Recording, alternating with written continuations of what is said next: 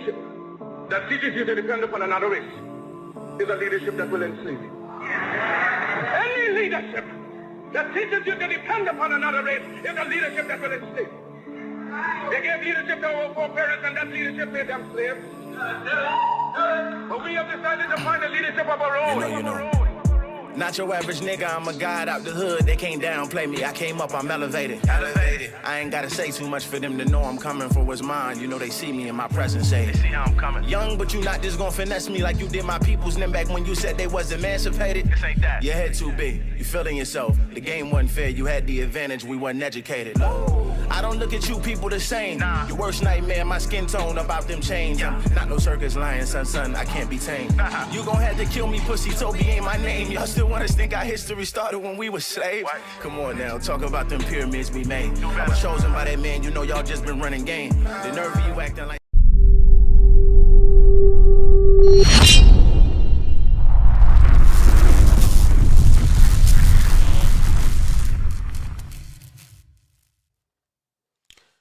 What's going on, family, and welcome back to Shifting the Culture podcast. I'm your host, Brother King Cam, and tonight we're going to be discussing the hands-off protest that has taken place all over the country, protesting against President Trump, Elon Musk, this current president's administration, and the tariffs and the quote-unquote lack of democracy and the power moves that's been taking place. Also, what we want to do is get into the latest issue of the Final Call newspaper right here, where we discussing what happened to these brothers, what happened to Kadir and Nazir. So you want to make sure that you stay tuned for what we got going on. But first, before we get into that, we want to make sure that the Facebook family like, share, and comment. We want to make sure YouTube that you like, subscribe, smash that like button, but make sure that you subscribe and click the bell so you can stay notified each and every time that we drop a video. We trying to grow our community. Shifting the Culture movement is on deck. All right, shout out to the Twitter family. Make sure you retweet. Now I'm going to go right over into this article that U.S. Today have written, let me use proper English, written on the protest that's been taking place all over the country. How many of y'all have been keeping up with the reports of the protests that have been all over the country? That is the wrong thing I want to pull up. Okay, hold on.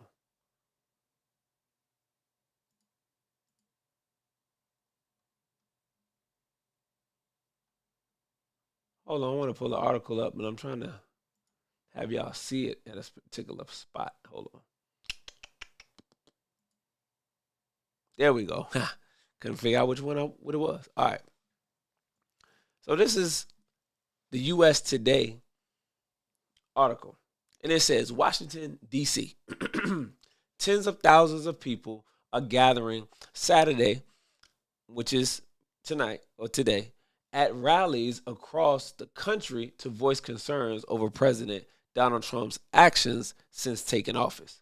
The hands-off protests are expected to be the largest and most numerous protests since Trump's second term began. Nationwide, more than 500,000 people have RSVP'd to attend one of the 1,000 rallies, marches, or protests organized by grassroots groups. The biggest protest was expected to be in D.C.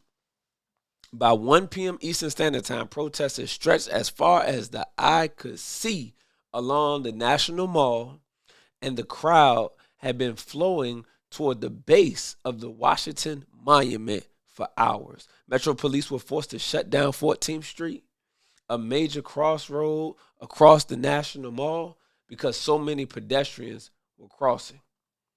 People were waving American flags and Ukrainian flags. They carried signs protesting cuts to the Education Department and Social Security, supporting trans rights, and urging people to vote and defend the Constitution. Some played drums and shouted from bullhorns. The toddlers rode tricycles on their parents' shoulders. Dogs wore shirts declaring themselves dogs against Doge.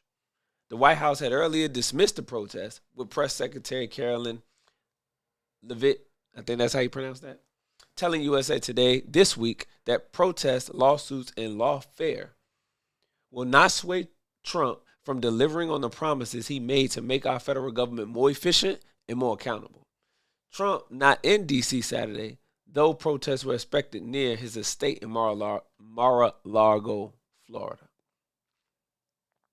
All right, so let's hear what the people saying, because it's people on the ground, boots on the ground, and they talking. So it says Luella Jalowski. That's a hell of a name right there. 59 of Twin Lakes, Wisconsin, said she and her sister jumped to buy plane tickets to Washington when they learned about the hands-off protest 2 weeks ago. She said it was important to be there in person, even if Trump is not in Washington.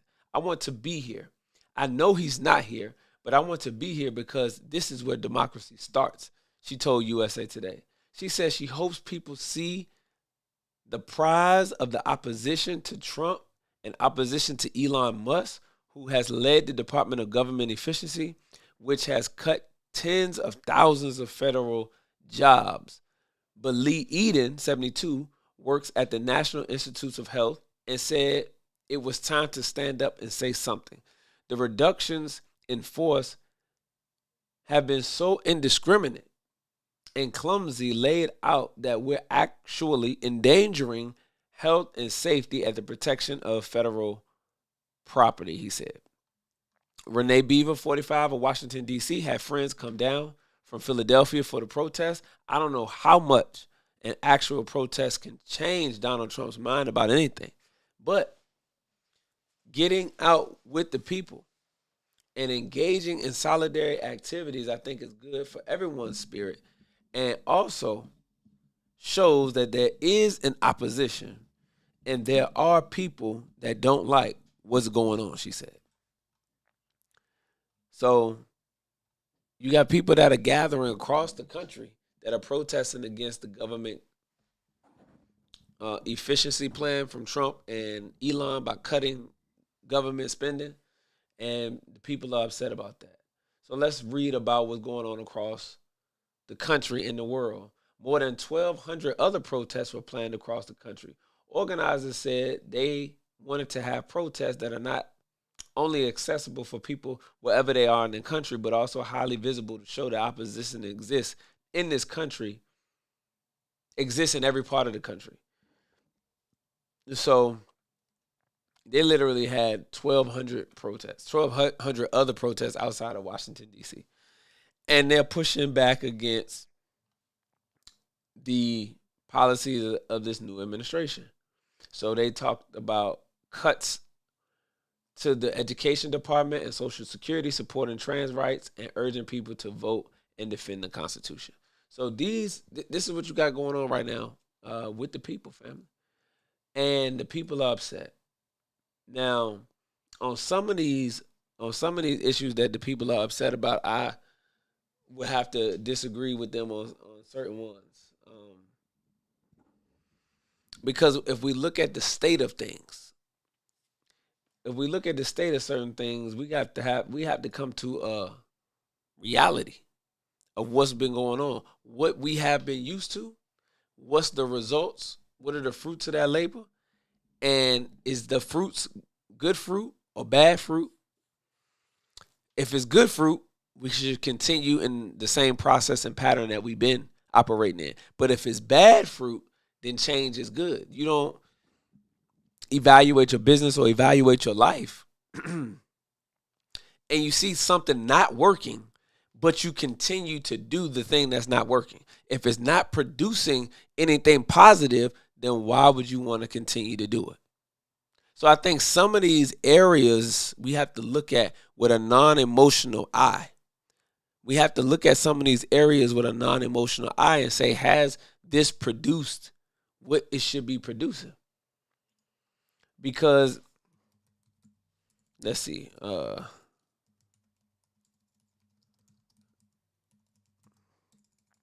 about to look up some statistics real quick.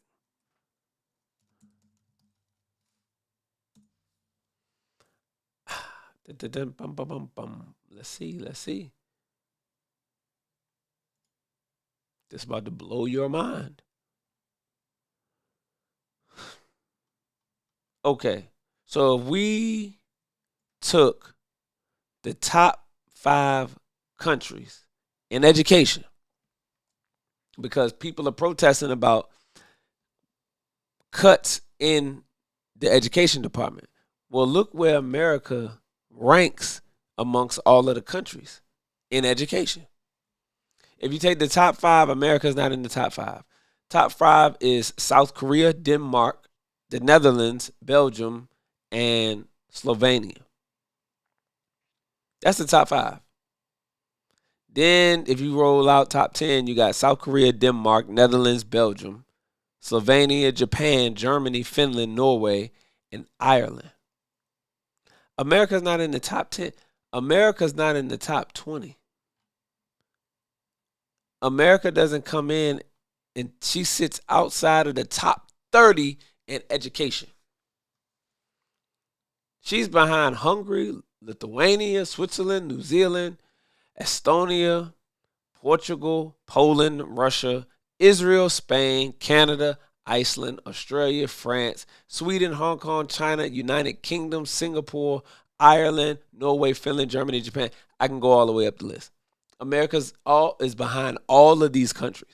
So when you hollering about cuts in the education department, we have to look at, well, what is this education in this current system? What does it produce? Because it's one thing for no child to be left behind and everybody to cross the stage and graduate. That's a beautiful thing. But what is the fruit of that? What is being produced? Are you producing more engineers? Are you producing more doctors? Are you producing more productive individuals in society? Or are you just matriculating people through the school system? Matriculating people through the educational system so that they can become workers in the system, because this is a capitalistic society that we live in. So in order for capitalism to work, you need consumers, you need working class people, you need poor people, you need the consumers to consume. See, you don't become a consumer if you are a producer. The problem is you have to have the necessary resources in order to produce something, though, for the most part. So if you don't have the necessary resources, you don't have the necessary education, you don't have the necessary monetary resources to produce something, then the only other category that you fall into is a consumer category. So what is the Department of Education producing? Because it's not producing the top 5 education in the world. It's not producing the top 10 education in the world. So what is it producing? What are you doing with a 31st ranked education in the world? In the world's superpower. Because you have to now ask yourself, where's the superpower at? Because it can't be in intellectual ability, because the education is ranked 31st. So where's the power at? Now that's a rhetorical question, because we know the power is in the military might of the United States of America, not in its intellectual prowess. And I believe that in and of itself is an issue. So, we got to look at, we have to look at these things and weigh them out. But the people are dissatisfied. The people are upset. Let's read some words from the most honorable Elijah Muhammad. And let's see if he has some insight or some guidance to give us at this time. Because you look at, the Muslims were celebrating Eid.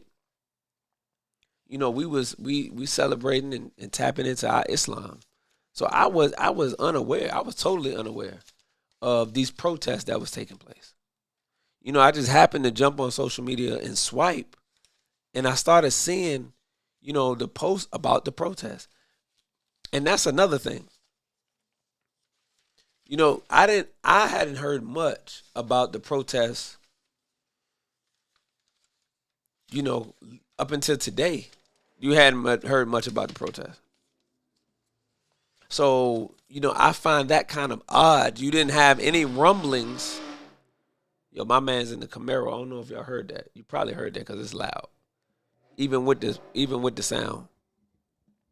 My man's in the Camaro is wilding. But anyway, leading up until today, you hadn't heard much about the protest. Like, you hadn't heard any rumblings. You hadn't heard people promoting it, talking about it on social media. Not that I could see. Not on Instagram, not on Twitter, not on the Twitter side that I know of. I was unaware of it. And then today it just popped up out of nowhere. 1,200 other protests outside of Washington, D.C. So you got all these protests, over 1,000 protests taking place and no advertisement, no marketing, nowhere. That, to me, is a little funny. But you see the people showing up, though. So what is the most honorable Elijah Muhammad saying? Because in this day and time, if you don't have divine guidance, you don't know what's happening out there in the world. And you can be led not only astray, but because of the state of affairs in the country, you can be made to fear. You can be made to have so much fear about what's going on because you have lack of knowledge. See, when you're afraid of something, it's because you don't know. You have a lack of knowledge. So because you have a lack of knowledge or understanding of what's going on, you can be made so fearful you wouldn't even want to come outside. So we have to have a watchman on the wall. You have to have divine guidance. You have to have one with the light that can guide those of us who are in darkness.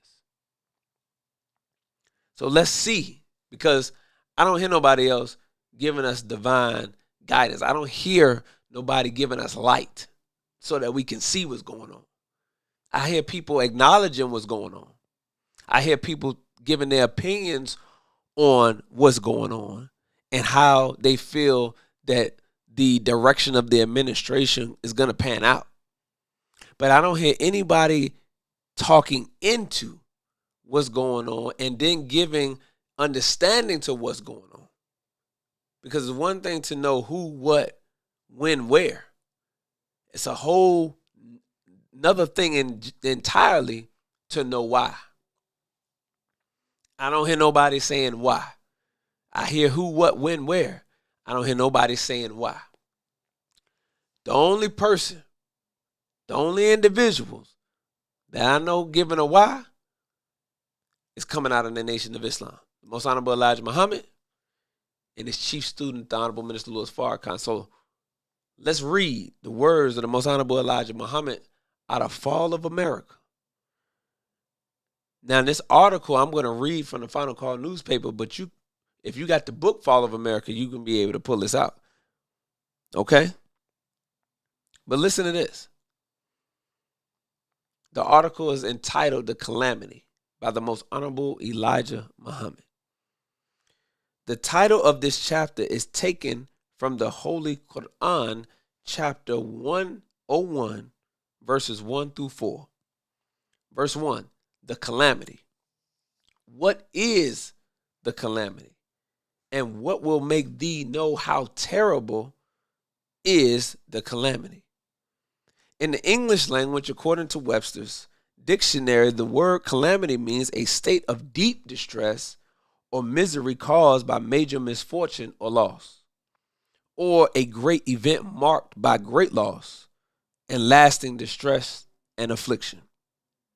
Such calamity is now prevailing in America. It is getting worse daily.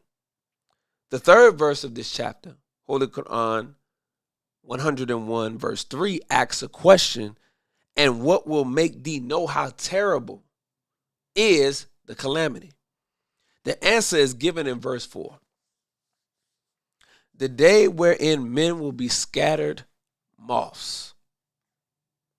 Now, just put this picture in your mind, because in verse 3, it asks the question, and what will make thee know how terrible is the calamity? So it's asking, what's going to make you to know how terrible the calamity is? And then it answers the question in verse 4. It says, the day wherein men will be scattered as moths. So now the question is, put in your mind the scattered moths piece.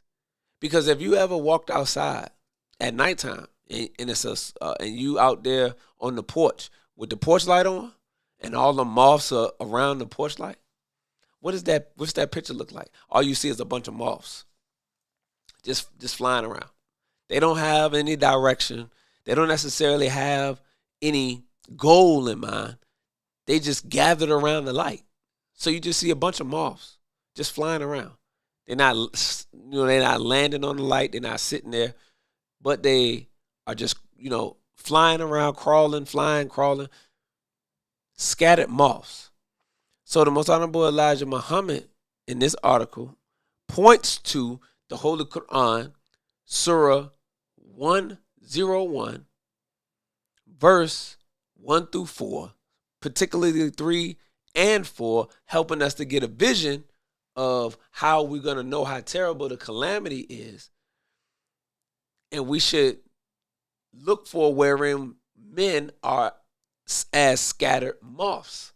So now that we got the picture of what scattered moths are, then when we see people running around with no direction, with no aim, the leadership now, no direction, no aim, no plan. These are the things you keep hearing in the media about the Trump administration. There's no plan. It's no method to the madness, according to what the media is reporting. Scattered moths. But look at this society. Look at the people. People don't know what's going on. They don't know what their next move is. They don't know what's going to happen in the next 4 years. People have no direction, no purpose, no intentions, no aim.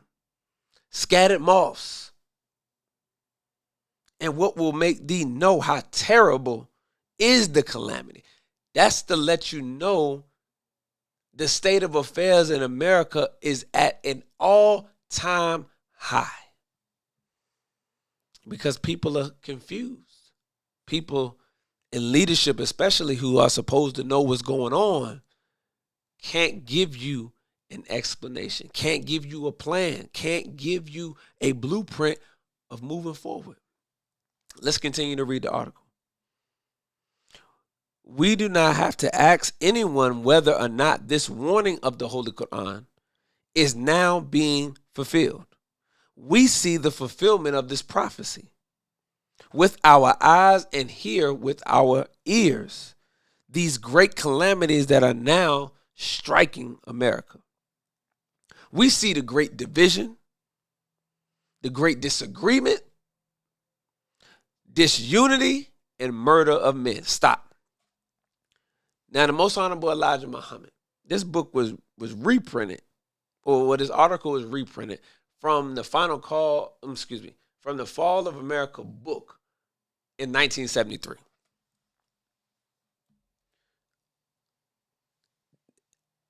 You missed it. I need you to grasp what I'm saying. And this is why you have to tap in with the shift in the culture movement. Because we give a depth and insight perspective on what you see happening that can really, really let you know who you need to be looking to. Because the Most Honorable Elijah Muhammad is giving insight into 2025 from 1973. Because, see, leadership won't disconfuse in 73. You didn't have the level of disagreement, disunity. You didn't have the level of division in 73 that you have in 2025. So I'm going to read it again just so that we can catch up. The Most Honorable Elijah Muhammad says, we do not have to ask anyone whether or not this warning of the Holy Quran is now being fulfilled. We see fulfillment of this prophecy with our eyes and hear it with our ears. These great calamities that are now striking America. We see the great division, the great disagreement, disunity, and murder of men. What else, dear Holy Apostle? We see the great amount of raping and murdering of girls and women. Now, if we were to pull up the amount of rapes that take place in the United States of America on a yearly basis, you will be blown out of the water. If we looked at how many women are murdered in domestic violence, in murder cases, the numbers will probably blow you out the water. In the quote-unquote superpower, in the greatest country in the world, and you can't stop the killing. How can you live in the greatest country in the world but have such large numbers when it comes to murder and rape of women and girls? Think about that. Let me find a book. Let me get my torchlight for America, because I believe in that book, the Honorable Minister Louis Farrakhan actually gave numbers of the amount of murders and crimes and things like that that was taking place in 1993. This is a superpower, family. This is the greatest country in the world, the home of the free, the land of the brave. What's going on here? Let me find that torchlight of America. Bam. Torchlight of America, right? Let's see. Where you at, brother minister? Look at the God. He allowed me to flip right to it. The minister it's a chart. In this book is a chart. And it shows you right here that, and this was in 1993, 32% of the victims who were raped were between 18 and 20. And then the next highest percentage, which is 29.3, was 17 and under. Okay? Think about that now. So you're talking about the young population, 17 and under, and then 18 to 20. Then after that, you had 21 to 24. Then the numbers dropped significantly low for 25 to 29, and then older than 29. So let's look at this. Look at this right here. See what the minister said about this crime. Now check this out. On page 17 of Torchlight for America,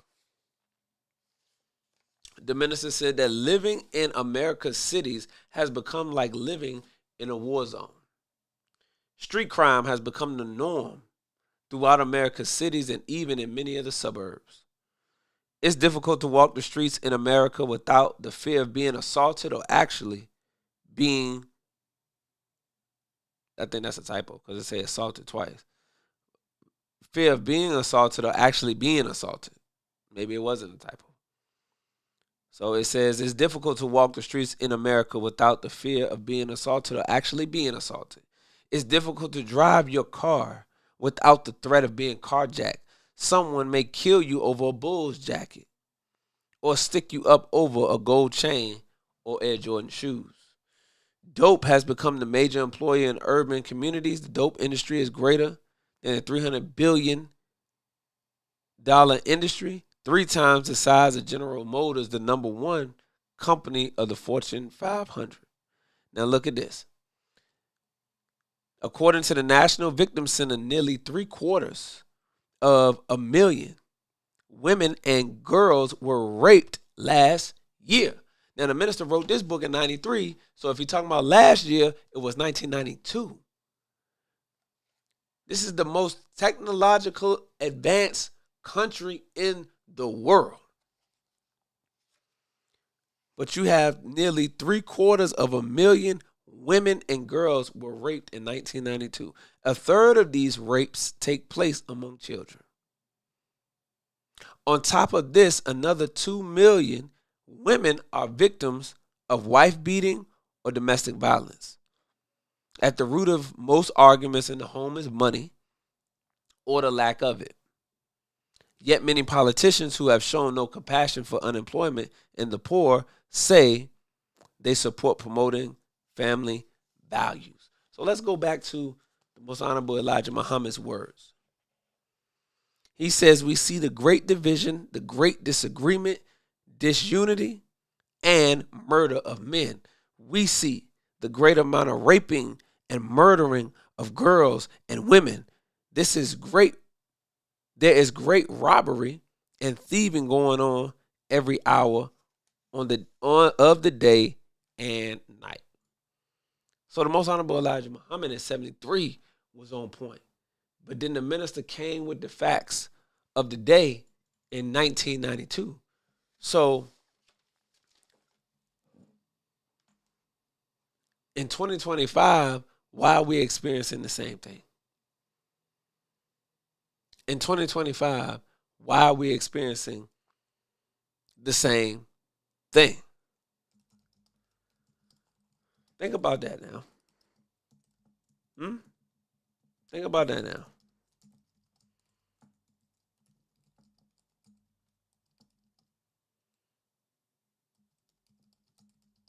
I'm about to pull some more information up for you, family. Listen, this is Shifting the Culture Podcast. I'm your host, Brother King Cam. I need you to make sure that you follow us on all social media platforms at Shifting the Culture Pod on Instagram, Shifting the Culture on YouTube. All right? And then, of course, you can follow your brother King Cam, on all social media platforms. Look at this now. Look at this now. Bam, bam, bam.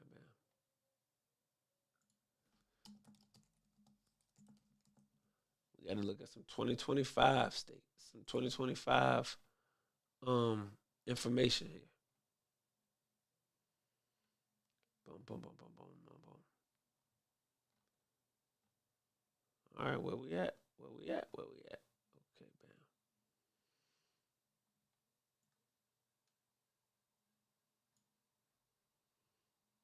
49% crime index in 2024. 49%. Now, how is it that we are at nearly 50% in the superpower? Now, you can expect criminal behavior to take place in places like Venezuela, underdeveloped countries, Honduras, things like that. I'm saying these countries because they rank very high on the list. Venezuela is, New Guinea is, Afghanistan, Haiti, South Africa, Honduras, Trinidad, Tobago, Syria, Yemen, Jamaica. All of these are, 80% or between 80 and 68% is where all those countries I just mentioned are. Obviously, many of those countries are underdeveloped, colonialized, go figure. And that's to be expected. Crime is going to be high. But in America, that's supposed to be civilized. How is it that you are at almost 50%? That's high for a civilized country that's supposed to be technologically advanced, that says, God bless America, that swears the president's in on the hand of the Bible, that have law enforcement that say, in God we trust. But where's the God in this country? Because when God is present, falsehood, evil, darkness vanishes. So how is it in America you can have almost 50% of murder and rape in 2024, be ranked that, and call yourself civilized, dignified? Come on. Am I telling the truth? Am I telling the truth? So the Most Honorable Elijah Muhammad peeped this in 1973. He was putting us on game. He was speaking into 2025 affairs in 1973 of the condition that America would be in, all because of her evil towards black people. Now, check this out. There are great storms and adverse weather conditions. There are minor earth tremors and hailstorms. There are signs and wonders of signs being displayed in the heavens, in the earth, and on sea and land. There's unusual behavior of children. There's unusual love or dislike of children by mother and fathers, and the destruction of the process of childbirth. The Most Honorable Elijah Muhammad is literally talking about trans community, LGBTQ community as it pertains to our children in 1973. How would he even know about that? Come on, you got to talk to me now. You got to tell me how the Most Honorable Elijah Muhammad was able to see into that in 1973. There was nobody talking about, LGBTQ or trans or all of this kind of stuff with our children, same sex, same gender bathrooms. Children now being allowed to have sex changes, the things that they teaching them in school without the parents' consent. This is an attack and assault on the youth. So the Most Honorable Elijah Muhammad said there's unusual love or dislike of children by mothers and fathers and the destruction of the process of childbirth. There's unusual behavior of children. So when you see these children who claim that they were born one gender but want to be another gender. You got, children that identify outside of what God created them to be. And parents are accepting it. And parents are what they call, when you accept it, they calling you inclusive. So parents are inclusive now. In the shenanigans. They're inclusive with it now. That's love. When you accept it, it's love. But when you don't accept it, it's called hate. Let me just tell you straight up. Am I lying? Let me know in the comment section if I'm lying. If you disagree with any of this, then they're going to call you a hater. I'm pretty sure when these clips come out, people are going to say, I'm hating. We just addressing what's going on here. We're not attacking nobody personally, but we're addressing what's going on. So the Most Honorable Elijah Muhammad, he highlighted the disunity, the disagreement, the confusion, but now he's talking about the behavior of the children. Now he's getting into societal things. He was dealing with government and leadership, but now he's getting into societal aspects and the family aspects. So he said that there's the great calamity of starvation and great destruction of health and of lives by the use of administering of poison drugs, which is practiced upon those who are free and those who are bound. So the Most Honorable Elijah Muhammad talked about disunity. He talked about disagreement. He talked about the division. But then he goes into the behavior of the children.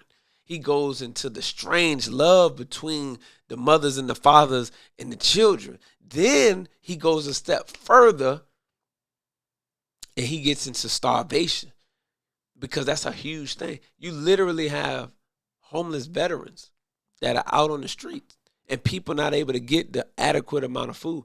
The starvation is a real thing right here in America. But they're just not talking about it the way that it should be talked about. But people not being able to eat is a thing in America. And the Most Honorable Elijah Muhammad, through his servant, the Honorable Minister Louis Farrakhan, talked about there being famine. And where did the minister get that from? Oh, it's in the scripture. It's in the scripture. Jesus talked about it in the book of Matthew, that there was going to be famine in the land. So if it's going to be famine in the land, and the Most Honorable Elijah Muhammad is highlighting starvation and great destruction of health and of lives by the use and administering of poison drugs. What do we see happening in 2025? Do we not see more and more drugs that was promoted to us 10, 15, 20 years ago? Now people having to file a claim because they've been medically damaged. People having tumors and, ovarian cancer from using baby powder. People taking vaccines, the contraceptives. Huh? Am I telling the truth? The birth control that was given and promoted to our women now, oops, I'm sorry, it gave you ovarian cancer. But you can file a lawsuit. You can file a class action now. You done had an ovarian cancer for 10 years, but you can file a lawsuit, get you some money. Am I lying?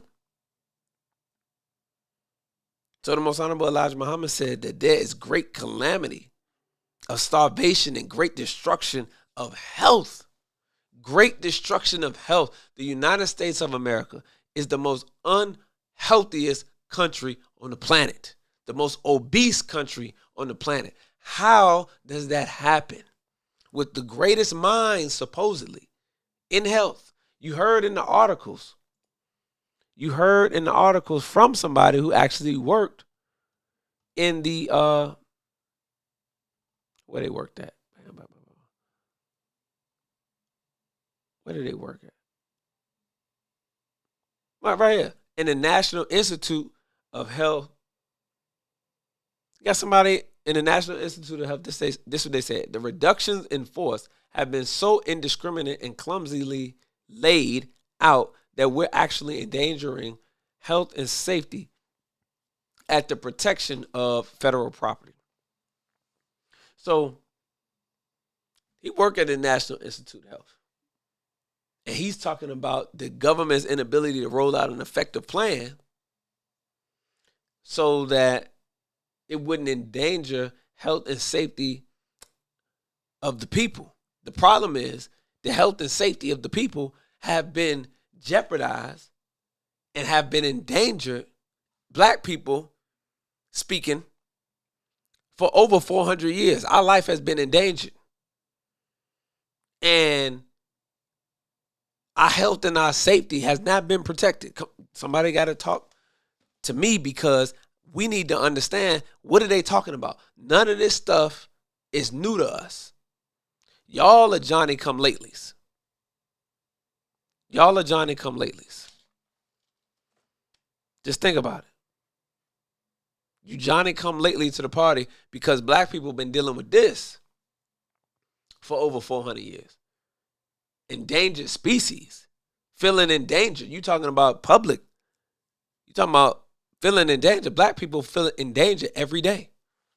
You wake up endangered. You go to bed endangered. You go to work endangered. Your safety, your health. You don't know what the doctor gonna prescribe for you when you got to go in there for your checkup. We eat the wrong food. The devil made us eat the wrong foods. And then in our community, they put us in food deserts and surround us with Burger King, Bojangles, KFC, Cookout. In majority zip codes that's highly populated by low-income black people, that's the type of food you have access to. It's no Sprouts in the low-income areas, in the hood. It's no Sprouts over there. It's no Trader Joe's over there. It's no Whole Foods over there. It's no farmers markets over there.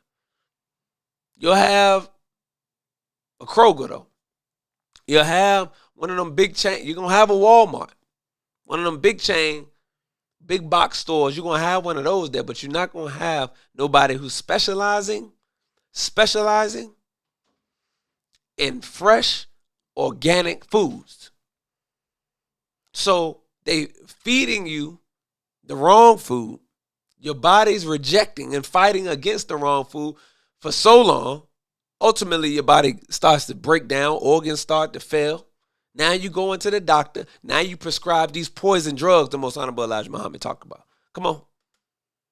Come on. Come on. Stop me when I'm lying. Then they prescribe you these poison drugs that give you temporary relief. But ultimately, they're destroying the body as well. But you get temporary relief, so you feel like you good. And after you start taking the medication, you don't ever come off the medication. That's the part they don't tell you. You don't ever come off the medication. You get on, but you never come off. So now you got to keep getting the prescription refilled. So now the money.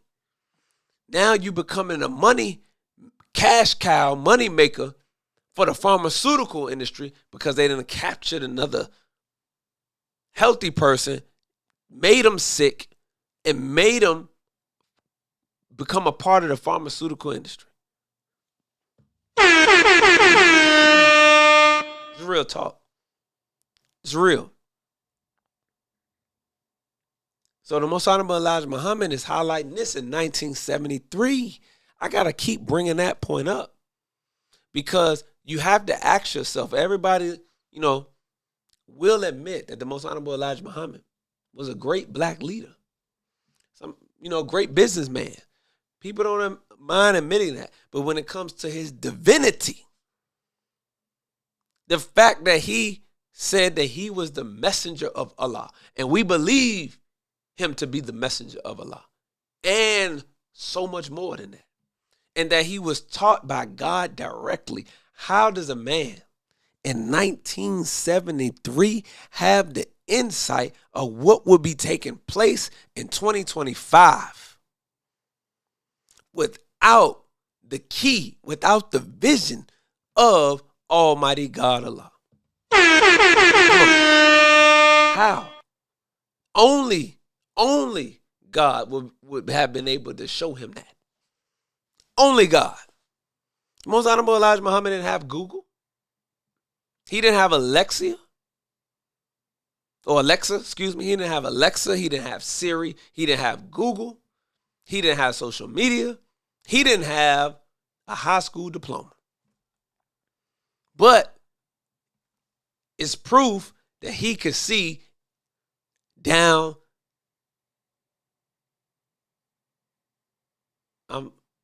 He could see down the timeline, is my point.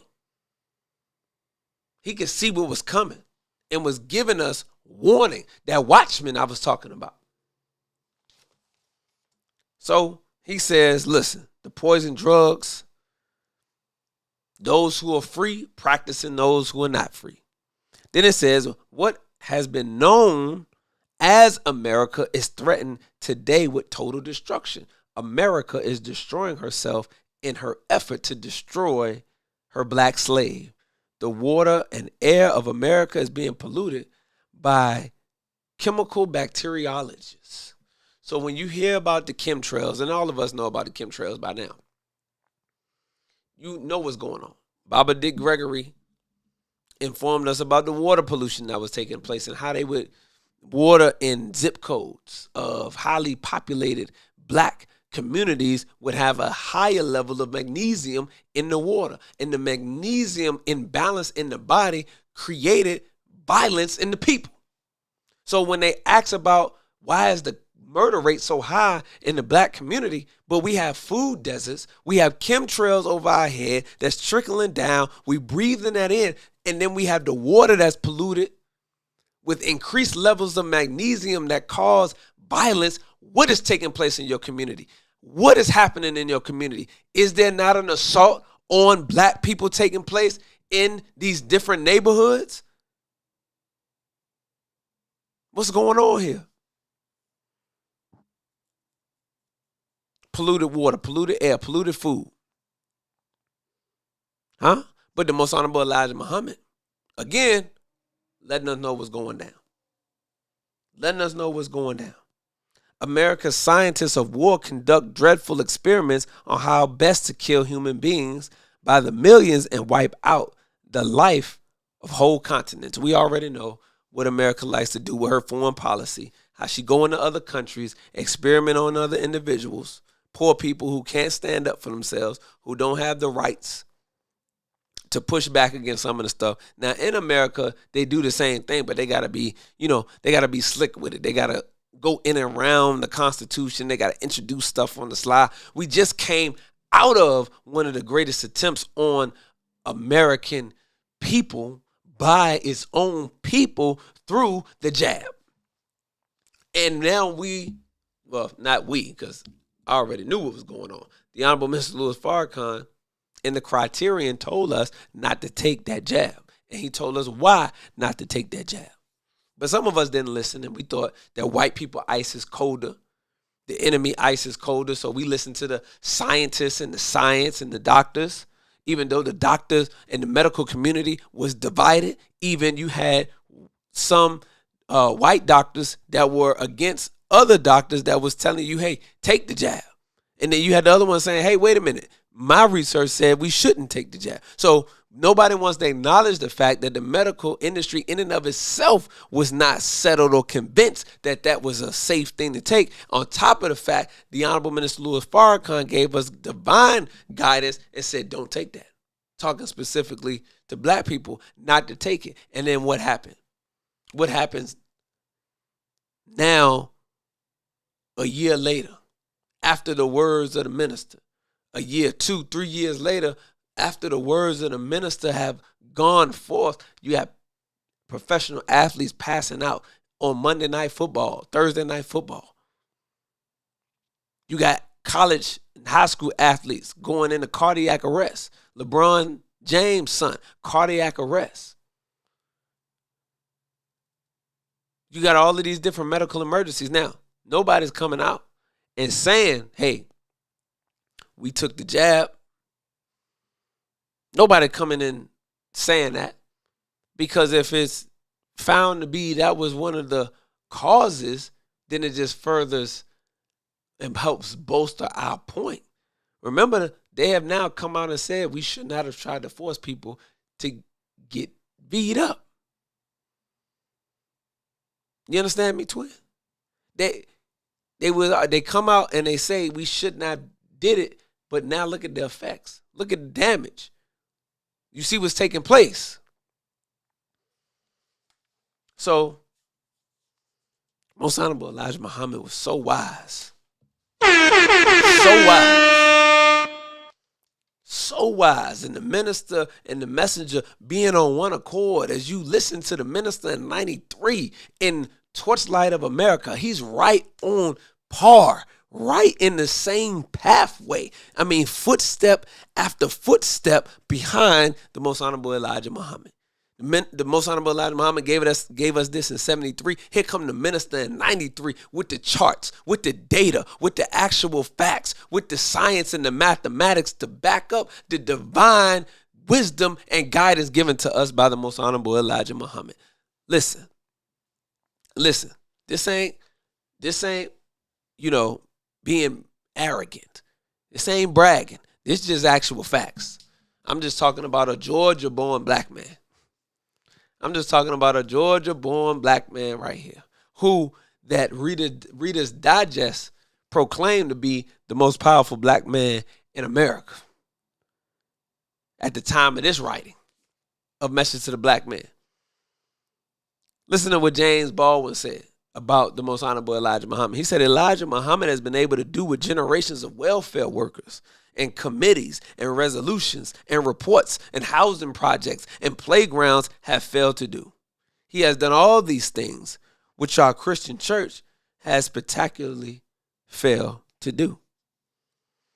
So that's what James Baldwin had to say about the Most Honorable Elijah Muhammad. Well, you say, hey, I like James Baldwin, but I like to listen to, other scholars and professors. Well, listen to what this Harvard professor said about the Most Honorable Elijah Muhammad. And in this take is from Esquire magazine. Muhammad's movement is unique in that it has thrived outside of Christian tradition in the Protestant community. White Americans have brought this on themselves, and the responsibility can't be evaded by attacking the Muslims. That's a Harvard professor saying, listen, hey, white Christians who so-called believe in God, you enslaved the whole people, then kidnapped them, then used them to build your world. It's your fault that you tainted Christianity. It's your fault that this Islam that has taken over the West has a gravitational pull on black people and have them separating and coming out of your way of living and your way of thinking. That's just real. That's what a Harvard professor said in so many words. So the Most Honorable Elijah Muhammad is helping us to understand why they protesting out there in the streets. All these people protesting against Elon Musk and President Trump and what's going on with the administration, the budget cuts, the cuts to education, the cuts to Social Security, the firing of federal employees, the tariffs. Everybody's up in arms and losing their mind about what's going on. So much so the people are dissatisfied. The Most Honorable Elijah Muhammad said, when there is 100% dissatisfaction in the people, it brings about 100% change. I'm going to say that again.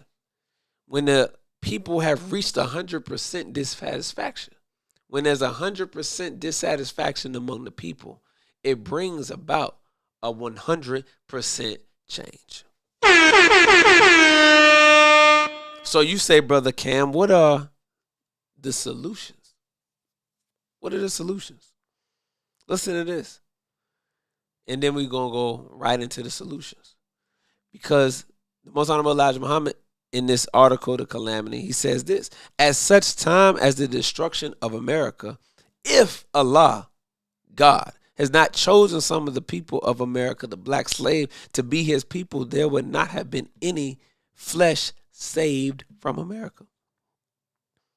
Listen to what the Bible says, because this is important, and it talks about God's mercy. You know, God's mercy.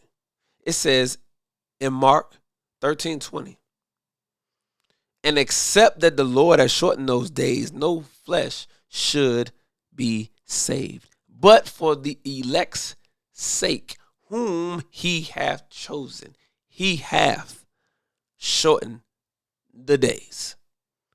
So you got to understand that God comes and chooses a people to be his own people, and in that choosing of that people is mercy given to the nation he's come to destroy. You missed it. See, because if God doesn't choose for himself a people, then he just destroys all the people. The whole nation got to go. Nobody can be saved. That's why the scripture says, if it was not for the elect's sake, there would not have been any flesh saved from America. No flesh should be saved. So God comes and, as a gesture of his mercy on the wicked nation, on the wicked ruler who have taken the people down this pathway of destruction, God doesn't come how we come. See, when we got a problem, then we come and we look to remove the problem and the root cause and just wipe everything out completely. We want to wipe everything out completely.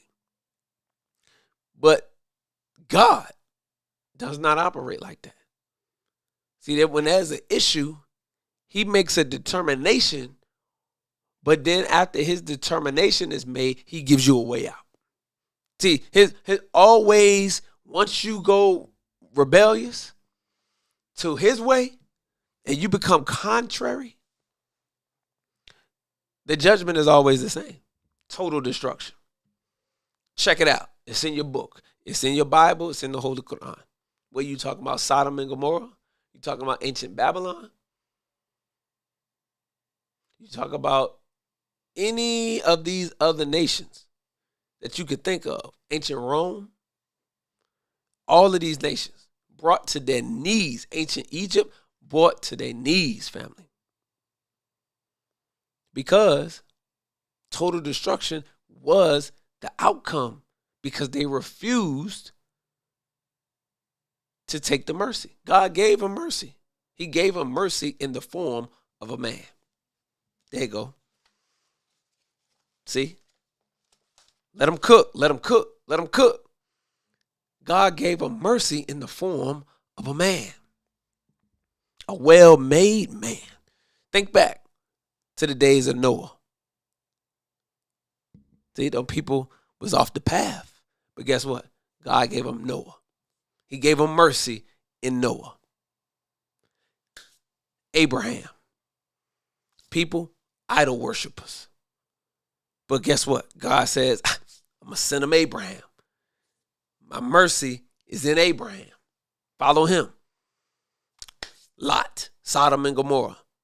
They got unusual relationships. They got the unusual love. And God says total destruction. But he says, I'm going to send Lot That's my mercy. Follow him. You can avert what's in your future. Then we get to ancient Egypt. What's up, Pharaoh? You done enslaved the children of Israel? Total destruction. But guess what? I'm going to send my mercy in Aaron and in Moses. Come on. Look, stop me. Stop me when I'm off the mark. Because I think right now we got to get straight to the truth. We got to get straight to it. We have to go after this thing the way that it needs to be gone after. And we got to teach it in the way that our people can know and understand the time and what must be done. So all of the histories that I'm running down with these nations are examples of the ancients. Examples of those who came before, who thought they could escape or avert the wrath of Almighty God, even though God gave them a way out. I want you to hear me well. God gave them a way out, just like he's given America a way out. Now, who's the man? Who's the man that God's mercy has come through? Got to answer that question, family. You got to answer that question because the pattern of God has already been established, both Bible and Quran. He sends his mercy through a man. So you have to tell me, since you got all the answers, I don't know. Like Jesse Peterson say, I'm black and slow. I'm black and slow. So you gotta help me understand who's that one in America, because America's under divine chastisement and under judgment. See, total destruction is in the future for America. This is why you see the protests. The Most Honorable Elijah Muhammad told you. At this time, as the destruction of America, this is the time of the destruction of America. So in this time, you're going to see what? The great storms, the adverse weather conditions. We've been seeing America getting whipped by all of these great storms and these adverse weather conditions. You got fire burning up the west. You got cold fronts that had frozen up the whole East Coast and down south. Then you have all of the great division and the great disagreements and the disunity and the murder of men, and then the high raping and murdering of women and children. All of that wrapped into 2025. All of that in 2024, 2023. All of that's been taking place. All of that was taking place in 1993, the 90s. The Most Honorable Elijah Muhammad taught this in the 70s. You got this stuff going on in the 80s and the 90s, and it's just increasing. It's increasingly getting worse. Just like the debt in America increasingly rose. That's a sign that things were getting worse. The debt kept rising. Nobody goes through life and say, hey, listen, I need to get this debt down. You got $50,000 in debt. I need to get this debt down. Okay. But throughout the course of time, the debt go from 50,000 to 55,000. And then from 55 to 60,000. Then from 60 to 65, and 65 to 70, and 70 to 80, and 80 to 90. And then you stop and you wait a minute and say, wait a minute, the debt's supposed to be going down. If it's going up, there's a serious problem here. And that's how we have to look at what has taken place in America. The debt is going up, not down. We haven't decreased it at all. It's increased. That means we got a problem. Houston, we got a problem. Houston, we got a problem. Hey, and shout out to them boys from Houston for punching their ticket to the championship game. Shout out Master P and his son who played for Houston. They beat them Duke boys. You know what I mean? They beat them Duke boys. So shout out to them. Congratulations to them. But the Most Honorable Elijah Muhammad was on point. Calamity in the country of America. No secrets can remain hidden for chastisement. For the chastisement of Allah, God will not let you hide it. So listen to this. The Most Honorable Elijah Muhammad said, Allah has come and brought the black slave the truth. If the black slave refuses to accept the truth, he will be destroyed for willingly and knowingly rejecting the truth when the truth has come in his midst. You know, when they say when they say that ignorance of the law is no excuse for ignorance of the law, or what's the other way? What's the other way that they say it? There's no justification for ignorance of the law. That's what this is. See, the law is available for you to read and study. So if you ignorant of the law, that's no fault on those who enforce the law. And if you break the law and have to receive consequences, then ignorance is not an excuse. So it's the same applies here. God has come and given us the truth through his messenger and Messiah, the Most Honorable Elijah Muhammad. And then guess what? Gave us an extension of that. Because the Most Honorable Elijah Muhammad was among us from 1934, teaching 1934 to 1975. Now, for those of you who were born after 75, you don't know. You wasn't around when the Most Honorable Elijah Muhammad was teaching. You might have heard, but you wasn't there. You wasn't there when Malcolm was teaching. You wasn't there when Muhammad Ali was teaching. So you don't know anything about that. But the Honorable Minister Louis Farrakhan in 1977 began the rebuilding process, 78, the rebuilding process of the Nation of Islam. So God gave you an extension of that truth. So for those of us who were born after 75, were introduced to the truth. So what did Jay-Z say? Allow me to reintroduce myself. That's the truth talking. Allow me to reintroduce myself through the Honorable Minister Louis Farrakhan. So we don't have no excuse. See, you can't have no ignorance now. Ignorance is not an excuse to not know the truth. So the Most Honorable Elijah Muhammad said that if the black slave refuses to accept it, see, you're not forced to accept the truth. Listen to me well when it comes to the teachers of the Most Honorable Elijah Muhammad. We're not twisting arms. There's no compulsion in Islam. So we're not going to make you come to the mosque. We're not going to make you accept the teachings. We're not going to make you change your life. We don't have the ability to make you do it. You have a choice. God gives you a choice. Now, the Most Honorable Elijah Muhammad said if the black slave refuses to accept the truth, then guess what? He will be destroyed for willingly and knowingly. Willingly and knowingly. Why did he use those two words? He, the black slave, will be destroyed for willingly and knowingly rejecting the truth when the truth has come in his midst. Why did he use those two words? Because the Most Honorable Elijah Muhammad don't speak idly. So why would he make sure that he used willingly and knowingly? So we got to, one thing in the Nation of Islam we are taught to do is to clear words. Clear the word. Don't go off an assumed definition. Get the actual definition. So the definition of willingly, based on what Merriam-Webster teaches, is that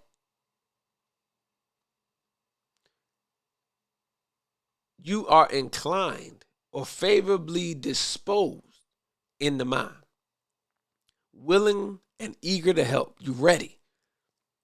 So if you willingly don't accept the truth, you ready to be destroyed. Meaning you've made up your mind already. I'm not accepting that. So I'm accepting this. Because God only gave you two choices. You can roll with this or you can roll with that.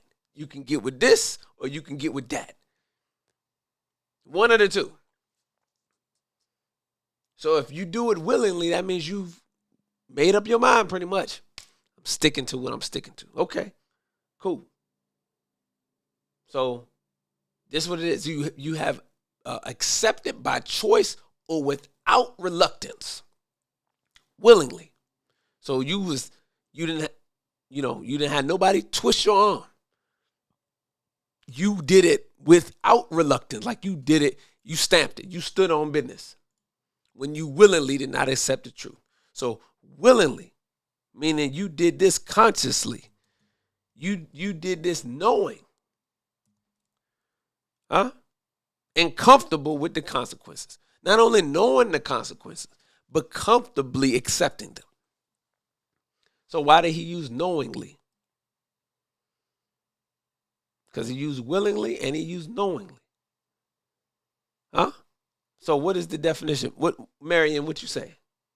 Marian say, having or reflecting knowledge, knowing.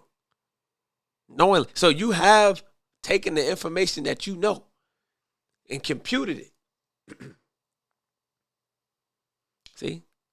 Crunched it up, fed on it. And said, I know this. I know this. I know what the minister has said. I know what the Nation of Islam stands for. I know all of these things. But you still decide.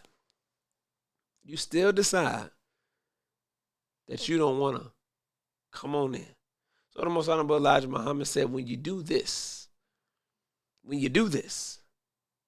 you refuse to accept this plain truth that we've given to you, family, he or she will be destroyed for willingly and knowingly rejecting the truth when the truth has come in his midst. And if you think God is bluffing, if you think God has changed direction, if you think that God is a liar, try to God. Matter of fact, keep on living. Keep on living.